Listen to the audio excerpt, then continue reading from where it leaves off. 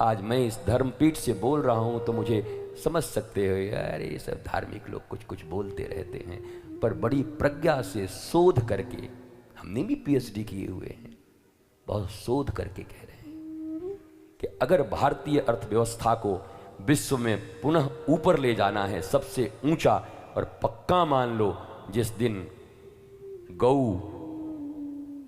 गांव और गीता गायत्री तो हमारी है ही, मतलब गीता तो हमारी ही है, इनके ऊपर भारत निर्भर हो गया ना, अमेरिका पानी भरने आएगा यहां पर, ऑस्ट्रेलिया में, पक्की बात कह, ये सब लोग आएंगे। मैं केवल तालियों के लिए नहीं कह रहा हूं, आप एनालिसिस करवा लो ना, किसी अमेरिकन से ही करवा लो, हमसे मत करवाओ।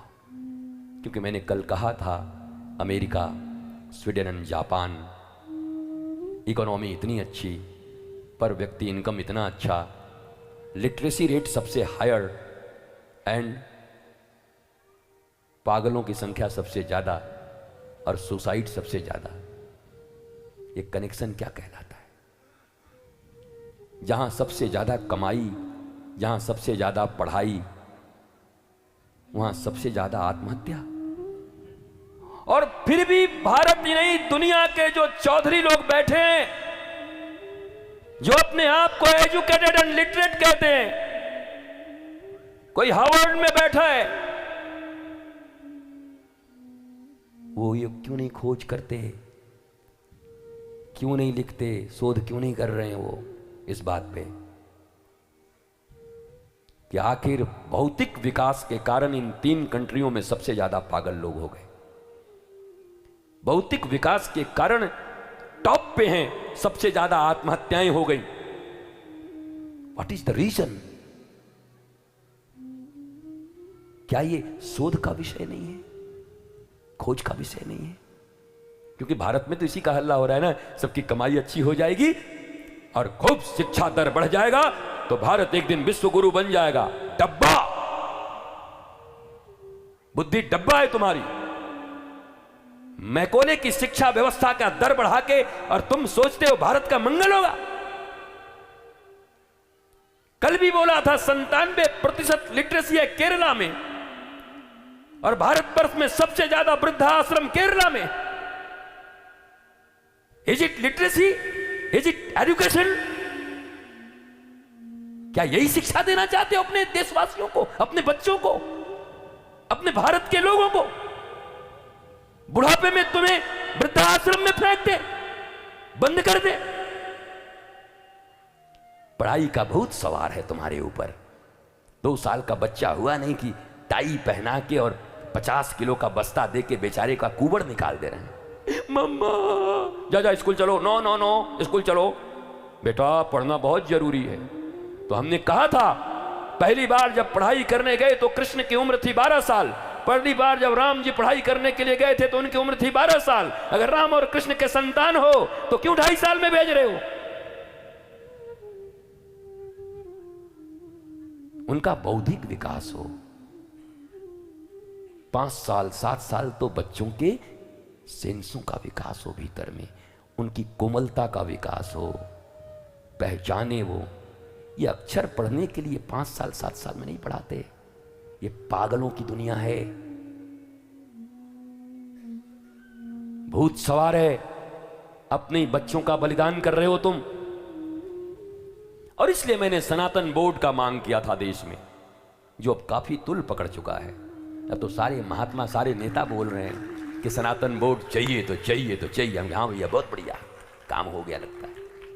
सनातन जो था, है और रहेगा। हम किसी धर्म और संस्कृति के विरोध में नहीं है, बल्कि इस पूरे एरिया को सुप्रीम कोर्ट ने कहा हिंदुत्व भारत की जीवन पद्धति है। हिंदुत्व भारत की जीवन पद्धति है, इसलिए हम किसी के विरोध में नहीं है, सब हमारे हैं। हमारी तो ताज बेगम, रस Khan, APJ Abdul Kalam Azad, tank master पीर अब्दुल हमीद, कोई नाम की कमी है? राष्ट्रवाद, भारत हमारा है, हम राष्ट्रवादी लोग हैं। हम कोई भेदभाव करने नहीं आए। नहीं तो कभी कांधार अफगानिस्तान भी भारत हुआ करता था, गांधारी जहां की थी, हमारा देश था, अलग हो गया।